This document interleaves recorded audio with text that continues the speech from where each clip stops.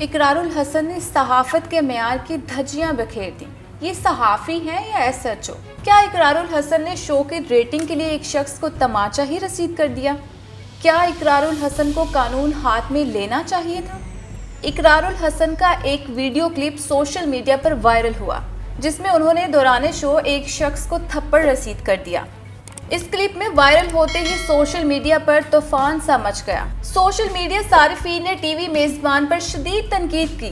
बहुत से लोगों का ख्याल था कि किसी एंकर पर्सन को किसी भी शख्स को थप्पड़ मारने का कोई हक नहीं है, चाहे वो मुल्जिम ही क्यों ना हो। समाजी राब्ते की वेबसाइट ट्विटर पर सारिफीन ने एंकर इकरारुल हसन को मुखातिब करके लिखा कि थप्पड़ मारने की इजाज़त नहीं है, कानून को हाथ में नहीं ले सकते, इस तरह तो ये मुल्क जंगल बन जाएगा, हर शख्स खुद ही सजाएं देगा। इस हलचल के माहौल में शो एंकर इकरारुल हसन ने एक वजाहती वीडियो अपलोड की, जिसमें उन्होंने ये तफसील बयान की कि आखिर किन वजूहात के बिना पर उनसे ये जज्बाती इक़दाम सरजद हुआ, जबकि वो खुद इन इक़दामात की सरजनिश करते हैं। एंकर इकरारुल हसन के मुताबिक मेरा इस शख्स को थप्पड़ मारने की वजह इंतहाई नाजेबा अमल था। उन्होंने वाज़ेह करते हुए कहा कि सिर्फ वजह बता रहा हूँ, अपने इस अमल का दिफा नहीं कर रहा हूँ। एंकर पर्सन ने कहा कि वीडियो देखेंगे तो आपको अंदाज़ा होगा कि मेरी जगह आप होते तो आप भी यही करते, फिर भी मेरे हाथ उठाने का कोई जवाब नहीं, मुझे नदामत है। उन्होंने क्या वीडियो शेयर की, आप भी देख लीजिए। गुज़श्ता रोज़ प्रोग्राम सरेआम की रिकॉर्डिंग के दौरान मैंने एक शख्स को थप्पड़ मारा, और वो थप्पड़ अब इस वक्त सोशल मीडिया पर ज़ेर बहस है कि क्या एक सहाफ़ी को यह हक़ पहुंचता है कि वो कानून हाथ में ले और ख़ुद किसी को थप्पड़ मारे। इसकी वजह ये है कि एक तो वो 3 साल तक उस बच्ची को ब्लैकमेल करता रहा, एक ये वीडियो मेरी नज़र से गुजरी थी, एक उस बच्ची से जब मेरी बात हुई तो वो रो रो कर बता रही थी कि 3 साल उसे कहाँ कहाँ बुलाया जाता रहा, उससे कैसे कैसे पैसे मांगे जाते रहे, उसे कैसे कैसे यूज़ किया जाता रहा उस वीडियो की बुनियाद पर, कि जिसकी बुनियाद पे मैं खुद पे काबू नहीं रख सका। मैंने हाथ उठाया उस शख्स पर, और मैंने कोई चोरी छुपे नहीं किया, कोई टॉर्चर रूम नहीं था कि जिसकी कोई वीडियो लीक हो गई। मुझे अंदाज़ा था कि वीडियो मंजर-ए-आम पर आएगी। वीडियो ट्वीट करते हुए इकरारुल हसन का कहना था कि जब हम इस ब्लैकमेलर को तलाश करने में कामयाब हो गए तो इसने लड़की पर इल्ज़ाम लगाया कि मेरी कार से 1.5 लाख रुपए चोरी किए हैं। मुल्जिम को थप्पड़ रसीद करने पर मुआफ़ी मांगते हुए टीवी मेज़बान ने कहा कि इस शख्स की घिनौनी हरकत की वजह से वो अपना कंट्रोल खो बैठे थे। इकरारुल हसन ने क्या वजाहत की, ज़रा देख लीजिए। तो वजह अपनी जगह, लेकिन किसी भी शख्स को यह हक़ नहीं पहुंचता कि वो कानून को अपने हाथ में ले और किसी को थप्पड़ मारे, और मुझे अपनी इस गलती का इदराक है और एहसास है। लेकिन आप में से बहुत सारे लोग शायद अगर मेरी जगह होते तो वही करते जो मैंने किया। जब हमने इस ब्लैकमेलर को पकड़ा तो इसने उस बच्ची पर इल्ज़ाम लगाया जो कि इसकी गाड़ी से USB ढूंढ रही थी, जिसमें इसने बताया था कि उसकी वीडियो वो लेकर आएगा और उसके हवाले कर देगा, कि वो मेरी गाड़ी से 1.5 लाख रुपया चोरी कर रही है। तो उस बच्ची के आंसू, उस बच्ची की मार पड़ने वाली वीडियो, उस बच्ची पर लगने वाला इल्ज़ाम, तो ये सारे वो अवामिल थे कि जिसकी बुनियाद पे मैं खुद पे काबू नहीं रख सका। मैंने हाथ उठाया उस शख्स पर। इकरारुल हसन की वजाहत के बाद सारिफीन ने उनके हक में ट्वीट्स किए। किसी ने इस तरह ख्यालात का इजहार करते हुए कहा कि मुझे यकीन था कि कोई ना कोई माकूल वजह होगी, तभी आप जैसा शख्स इस तरह जज्बात में आया। एक सारिफ ने यह भी नसीहत की कि इकरार भाई, बिलाशुबा इस शख्स की हरकत बड़ी घिनौनी थी, मगर बराए मेहरबानी आप भी थोड़ा जब्त करना सीख लीजिए।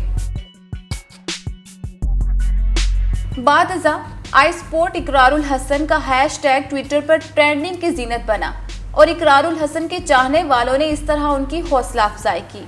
यकीनन एंकर, सहाफ़ी, कलमकार, फिल्मसाज, ड्रामा निगार, अदाकार, अदीब, फनकार, इंजीनियर, पायलट, गर्ज के किसी भी शोबे ज़िंदगी से ताल्लुक़ रखने वाला शख्स सबसे पहले इंसान है, और हर इंसान की एक हद होती है, एक बर्दाश्त होती है, जो कभी न कभी जवाब दे ही जाती है। इकरारुल हसन तवील अरसे से मुआशरती बुराइयों को बेनकाब कर रहे हैं, ताकि बुराइयों की निशानदेही होते ही इसमें दुरुस्तगी की गुंजाइश पैदा हो और पाकिस्तान का मुआशरा महजब सोसाइटीज़ का आकाश बन सके। यकीनन ये ख्वाब ही इकबाल का था, ये मिशन ही जनाह का था। हमें तनकीद करने से कबल अपने आप पर रख कर सोचना होगा कि हम अगर इस जगह होते तो हम क्या करते, जबकि हम रोज़ नई नई बुराइयां देखते हैं। हाँ, ये भी सच है कि हम एंकर नहीं हैं, मगर इंसान तो हैं, हमारे भी बच्चे हैं। ज़रा सोचें, ये 12 बरस की बच्ची मेरी भी हो सकती थी, آپ کی بھی ہو سکتی تھی۔ اس اینکر کا اس شخص کو تھپڑ ہر اس شخص کے لیے مسلسل لعنت ہے جو ہوس کا پجاری ہے۔ دلچسپ بات یہ ہے کہ اقرار الحسن صاحب تنقید کی زد میں بہت رہے ہیں۔ آئیں سرسری سی نظر ڈالتے ہیں۔ سندھ اسمبلی کا سٹنگ آپریشن اور اقرار الحسن کی گرفتاری ہر ایک کے ذہن میں ہے۔ محکمہ پولیس کی کالی بھیڑوں، محکمہ صحت کی کوتاہیوں کو بے نقاب کرتے شدید تنقید و تعریف آئے دن سوشل میڈیا کی زینت ہوتی ہیں۔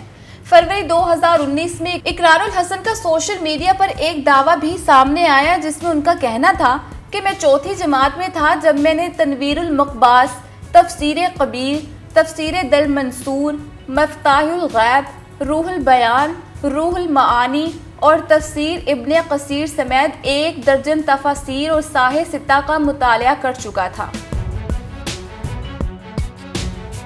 اقرار الحسن کے اس دعوے کے بعد ٹویٹر، فیس بک اور واٹس ایپ پر دلچسپ تبصروں کی بہار آ گئی اور پاکستانی سوشل میڈیا صارفین کا ویکنڈ اچھا گزرا ہے۔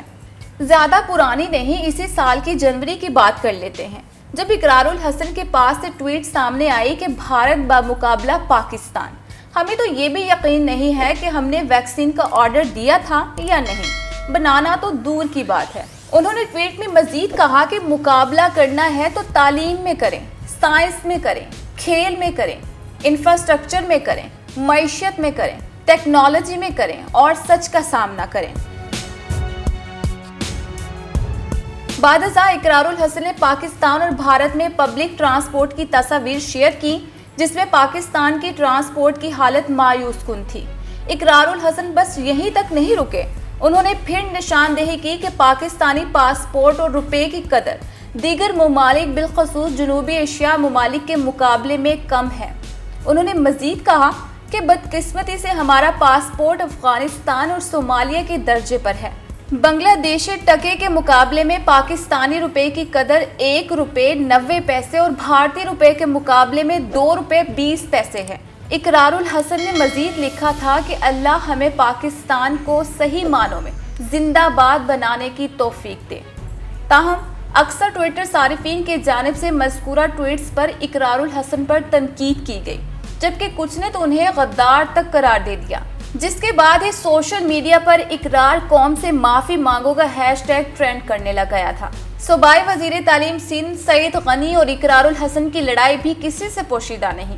مختصراً یہ کہ اقرار الحسن کا ہر عمل سوشل میڈیا پر ٹرینڈنگ کا باعث بنتا ہے، چاہے وہ کسی مظلوم کی داد رسی ہو، کسی غریب کی امداد ہو، کسی خاتون کی بازیابی، کسی بے گناہ کی آواز، کسی ماں کی تڑپ، کسی نافرمان اولاد کی پکڑ، کسی آفیسر کی اپنی ذمہ داریوں سے کوتاہی۔ غرض کے اقرار الحسن ہر ایک کا پول کھول کر رکھ دیتے ہیں، جس کے بعد وہ سوشل میڈیا ٹرینڈنگ پر آ جاتے ہیں۔